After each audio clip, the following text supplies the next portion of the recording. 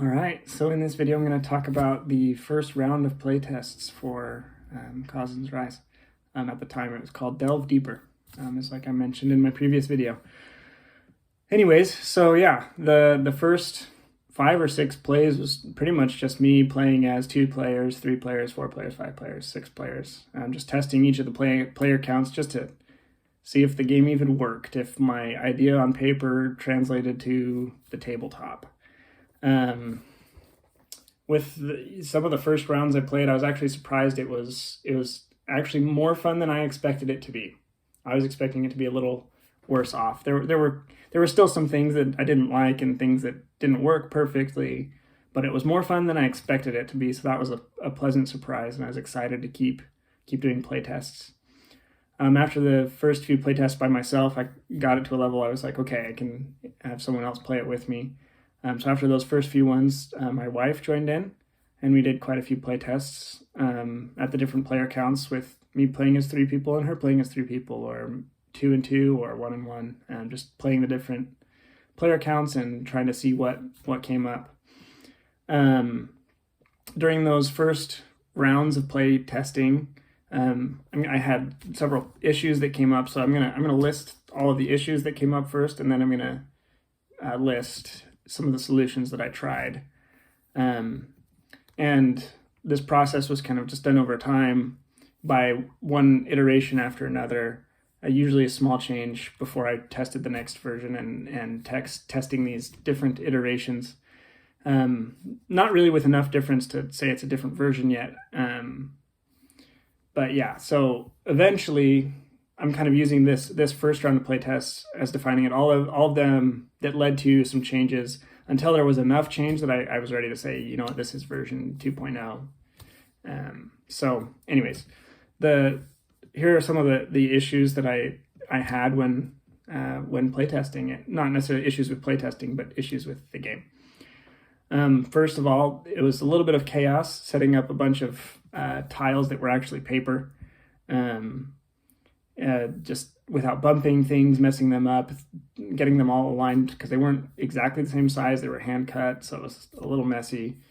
It was a challenge to pick up only one at a time because they were so thin and sometimes stuck together, and so you'd accidentally see the next card and it would mess up a little bit of, the push your luck element. It's like, oh, now I know that's a good one, or oh, that's a bad one, don't go there. Yeah, so those are some of the first issues. Other ones, I found that the monsters just got in the way too much. It felt like a burden, a waste of time to get them out of the way. It just wasn't fun to deal with monsters. Whenever it came up, it was like, oh, this again.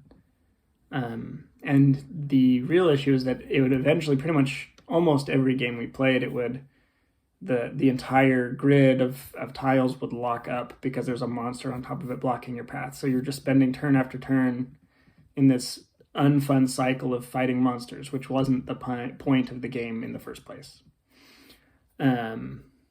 Another issue, a couple of the playthroughs ended way too quick. Just the way that the luck turned out, it was over before we could really enjoy the game. I had bag upgrades, but I found that we never purchased them. That just didn't, the value or the cost of doing it didn't actually make sense for the benefit that you got from adding one more tile to flip over at this time. And so I didn't really know if it was too expensive or whatnot, but I just knew the bags were a problem, because in any of the playtesting, no one ever bought one. No one ever bought the upgrade. The other thing was, there a few times a player would be unable to continue playing after tier 1 because they actually didn't get enough value in tier 1 to pay for their tier 2 pickaxe upgrade. And that's not too fun. The point of this game wasn't to have a player elimination part of the game, so that's not the goal. But yeah, they just didn't make enough money to pay for the upgrades. There was a large gap in the scores at the end sometimes, where the winner would have a very high score and the person in last would have a super low score. And I didn't like how big that gap was on a regular basis. An occasional game, it is a little bit of luck based. I did want some variety that's, if there's a difference, that's okay. But pretty much every game for a little while was just huge point differences. And at this phase, there felt like there was just too much luck and not enough decisions. And those were kind of the issues that I came across while doing this game, this version. And here's some of the things that I tried to solve these issues. And so each one of these may have had a different iteration and another playtest to test that little change. But yeah, all of these little things I tried. So here's the list of kind of pairing that up. The first two issues that I mentioned were, setting up the tile setup and the mixing and bumping, and basically I chose to ignore this problem because that is more like a tactile issue that may or may not be relevant when there's a full prototype with evenly sized tiles that are made of something a little more substantial, whether that was cardboard or wood or something. So I figured these issues will probably go away in the future. I'll just have to deal with them for now. But decided to ignore it for this phase because it was an issue with the prototype and not an issue with the gameplay. As far as the monsters go, that they got in the way and would lock up the grid. I tried playing with the number of monsters that showed up in each tier. The number of monsters total and in which tier they showed up and the frequency there. I also added a hazard to create a variety of things that stop you, and a hazard would stop your turn, but it wouldn't block the way forward. I tried playing with the cost of mercenaries and the timing of purchasing mercenaries to defeat a monster.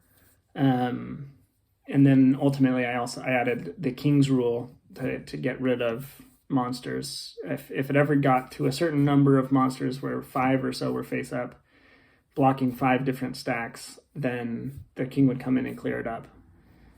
And that pretty much solved that issue. And I'll talk about what my final version 2 looked like in the next video. But those are some of the changes I tried of playing with to address that issue. With the playthroughs ending too quickly, I played with the number of tiles you could draw in a turn, tested it with different player counts to see if it was just the player counts. Again, played with the number of monsters and hazards. And then I considered changes to the end condition. And at one point I added the 2 empty stacks end condition. So it wasn't solely based on finding the game-ending monster. The next issue was, playing. People would be unable to continue playing because of bad luck. Wasn't necessarily their bad decisions, but they just couldn't afford the next upgrade. With that, I played with the value of the pickaxe, the value of the upgrade, the cost, as well as the value attainable within Tier 1, and the number of tiles which were available in Tier 1, and also kind of looked at player count. And this was kind of the point where I decided 6 players was probably just a little too much too much would be gone by the time it gets around to your second or third turn, and you wouldn't be able to afford an upgrade. To address the gap between the winner and the last score, the loser, I wasn't really sure what to do with this one. And because I was already changing quite a few things, I decided to hold off on making any changes directly to this because I'm playing with values, I'm playing with quantities. I figured this was still going to fluctuate. So in my first version, I just kind of let the gap be a little bit, keeping that issue in the back of my mind, and was kind of hoping that as I fixed the other issues that the gap would kind of fix itself. As far as it feeling too lucky and not enough decision, ultimately I decided to not set a limit on the number of tiles you could turn over in a turn. Instead, you're making that decision as to when to stop or when to push your luck, and you might be forced to stop and you might lose some things. So you always had to make the decision, do I draw one more or do I not? It was never, I've drawn 3, can't even make a decision, my turn's over. So almost every turn you'd have to decide to stop. This created some other issues, but I liked the increased decision space. So yeah, anyways, that's kind of all the things that I discovered in my first round of play tests, and just kind of learned and figured it out and tried new things, did different little iterations, and eventually it came to the point where I was like, okay, this is different enough. I need to kind of make sure everything is set and label this version 2, version 2.0.